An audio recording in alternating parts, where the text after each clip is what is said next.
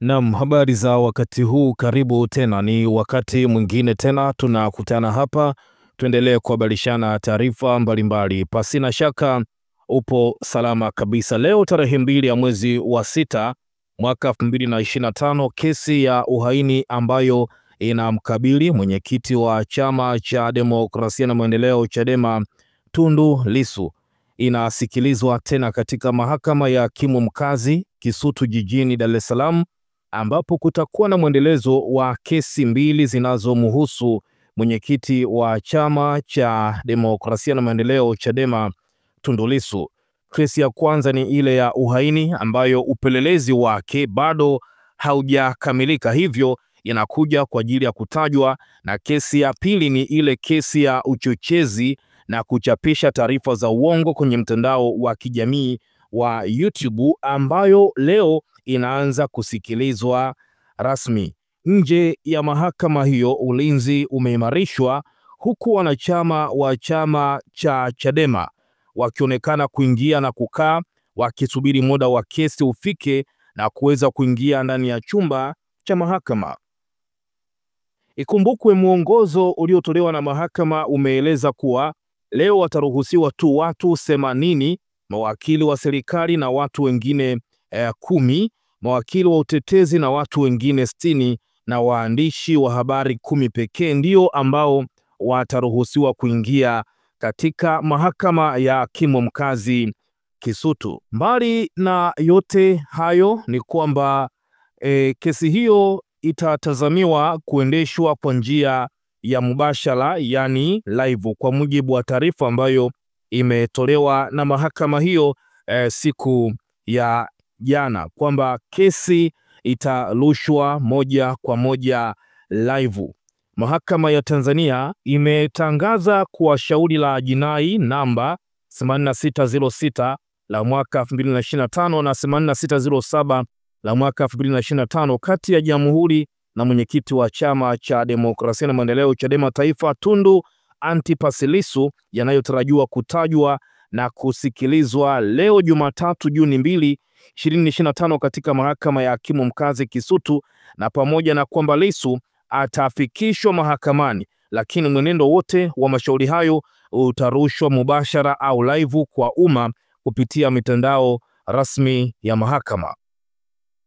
Mkuu wa kitengo cha habari, elimu na mawasiliano wa mahakama Tanzania, Gerard Julius Chami, amesema lengo la mahakama kurusha mubashara matangazo ya mwenendo wa mashauri haya ni kuwawezesha wananchi popote pale walipo na ambao wanapenda kufuatilia mwenendo wa mashauri kuweza kufuatilia bila kuwa na ulazima wa kufika mahakamani.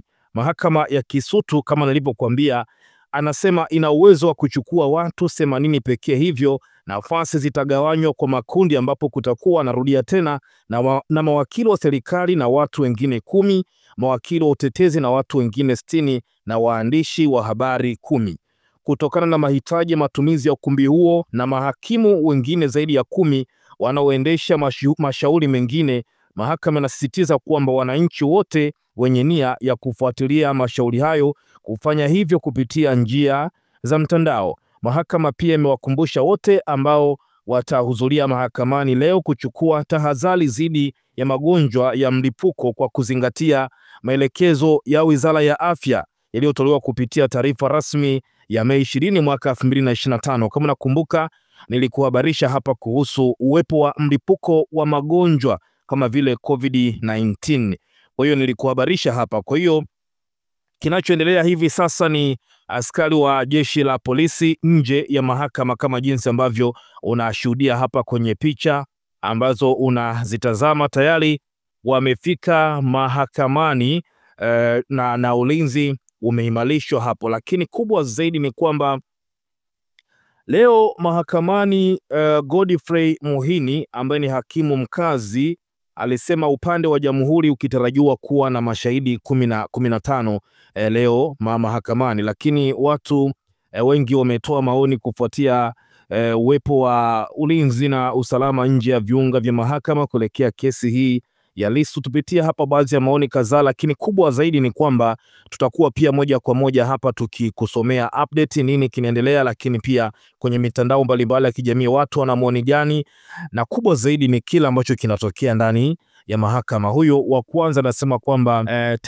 Tanzania nchi yangu nitaipenda daima, lakini pia mwingine anasema kwamba katiba nzuri tunayohitaji kwa mlengo bora wa nchi ni kukifuta hiki kipengele cha rais kutoshtakiwa kwa kosa lolote la jinai, maana kosa hata la ufisadi ukilifanya au akiua hawezi kushtakiwa. Hapa ndio inatuumiza wananchi na nchi kiujumla. Ile ya 1977 imeweka kinga hiyo, na hata ile ya mwaka 2014 ya Warioba katika ibara ya 96 kifungu cha kwanza, kinga dhidi ya rais inasema rais hatakiwi kushtakiwa kokote katika mahakama, na hata akija kutolewa na bunge kwa makosa yale aliyotenda pia hapaswi kushtakiwa mahakama yoyote. Napendekeza hata ile ya Warioba ya mwaka 2014 nayo haitufai kwa kuweka kinga hiyo, maana rais akitolewa kinga hiyo basi atakuwa mkali kwa ufisadi, mauaji, utekaji, hujumu uchumi wowote utakaoweza kutokea katika nchi.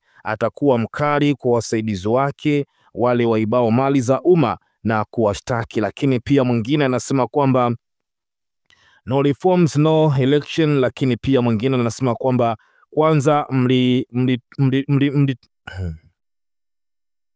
mwingine anasema kwamba wamejiandaa kupiga watu nchi yangu, haya ngoja tuone. Lakini pia mwingine anasema mbona wapo mapema, ila sasa tukio litokee hakuna anayekuja kwa muda sahihi. Mengi zaidi mimi nitazidi kukuhabarisha hapa tuweze kufahamu leo kinachojiri mahakamani. Kubwa napenda zaidi ukae karibu nasi na utoe maoni yako kwa kesi hii ya Lissu, kwako una mtazamo gani? Lakini kubwa narudia tena, endelea kutufuatilia na update nyingi zaidi kwa kila ambacho kinatokea mahakamani zitakujia hapa.